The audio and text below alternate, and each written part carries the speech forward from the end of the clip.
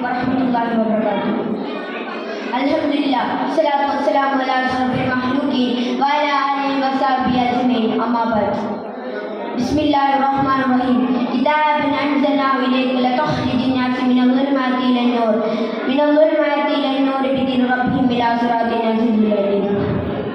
ബഹുമാനാദരവുള്ള വിധികർത്താക്കളെ, സ്നേഹം നിറഞ്ഞ ഉസ്താദുമാരെ, രക്ഷിതാക്കളെ, പ്രിയ നാട്ടുകാരെ, സുന്ദരമായ വേദിയിൽ ഖുർആൻ മനുഷ്യകുലത്തിന്റെ വഴികാട്ടി എന്ന വിഷയത്തിൽ അല്പം സംസാരിക്കാൻ ഞാൻ ആഗ്രഹിക്കുന്നു.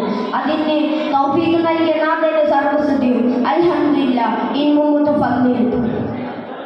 ബഹുമാനിയരെ, ഖുർആനിന്റെ അത്ഭുതങ്ങളെ കുറിച്ച് പറഞ്ഞു തുടങ്ങുമ്പോൾ 14 നൂറ്റാണ്ട് മുമ്പ് പ്രവാചകരും ഒരു കാട്ടാള സമൂഹം ചേർന്ന് ലോകത്തിന് പഠിപ്പിച്ച നീണ്ട കഥകൾ പറയാതിരിക്കാനാവില്ല.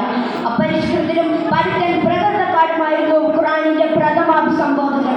ചെറിയ കാലയളവ് കൊണ്ട് തന്നെ ആ ജനതയെ മാനവ മൂല്യങ്ങളുടെ തിളങ്ങുന്ന മാതൃകളാക്കി വളർത്തിയെടുക്കുകയും പിന്നെ അവരിലൂടെ ലോക ജനതയ്ക്ക് നന്മയുടെ കൈ തെളിയിച്ചു കൊടുത്ത അത്ഭുതമായിരുന്നു ലോകം കണ്ടത്. വിശുദ്ധ ഖുർആൻ കേവലം ഒരു രാജ്യത്തിന്റെയോ ഒരു ഭാഷയുടെയോ ഒരു കാലഘട്ടത്തിലെ ഒരു വർഗത്തിന്റെയോ മാത്രം ഗ്രന്ഥമല്ല, മറിച്ച് മാനുഷികതയാണ് അത് അഭിസംബോധന ചെയ്യുന്നത്. കാലദേശവർഗ ഭാഷാ വിഭേദനങ്ങൾക്ക് അതീതമായി മാനുഷികതയെ യാ അയ്യുഹന്നാസ് എന്ന അഭിസംബോധനയിലൂടെ ഖുർആൻ അടിവരയിടുന്നത്. ധാർമ്മിക മൂല്യങ്ങൾക്ക് വില കൽപ്പിക്കാത്ത എല്ലാ നിലയിലും അനാഥത്തിൽ ജീവിച്ച് സ്വന്തം രക്തത്തിൽ പിറന്ന കുഞ്ഞു പെണ്ണായാൽ അപമാനമാനം നിമിത്തം കുഴിച്ചുകൂടി അഭിമാനത്തോടെ വിളിച്ചു വരുന്ന കാലം.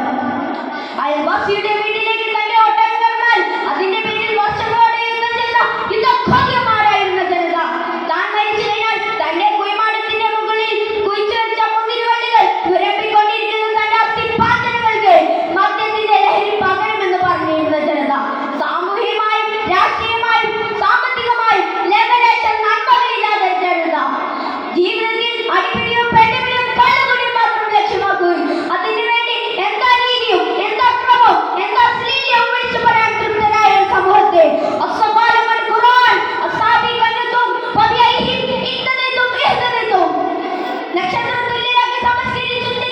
ഏറ്റവും ഉദാത്തമായ മാതൃകാ പുരുഷരാക്കി മാറ്റി.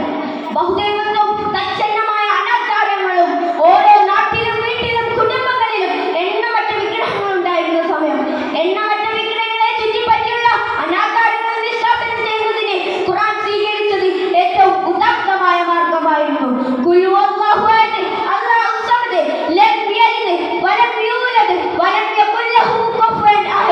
എന്ന വിഷയ പ്രഖ്യാപനം നടത്തി നിരീക്ഷണവാദത്തിന്റെയും യുക്തിവാദത്തിന്റെയും മുഖത്തടിക്കാൻ ഖുർആനിൽ നിന്നും സാധിക്കുന്നുണ്ട്. ജീവിതത്തെ രൂപപ്പെടുത്തുവാനും വ്യക്തിശുദ്ധീകരണത്തിനും ഖുർആനിന്റെ അധ്യാപനങ്ങൾ ലോകജനതയ്ക്ക് മാതൃകയാണ്. പ്രവാചകന്റെ സ്വഭാവത്തെ പറ്റി മഹദി ആയിഷ ബീവി പറഞ്ഞു വെക്കുന്നത് കാന ഖുൽഖുഹു അൽ ഖുർആൻ എന്ന് തന്നെയാണ്. ജീവിതത്തെ രൂപപ്പെടുത്തുവാനും വ്യക്തിശുദ്ധീകരണത്തിനും ഖുർആനിന്റെ അധ്യാപനങ്ങൾ ലോകജനതയ്ക്ക് മാതൃകയാണ്. സ്വച്ഛ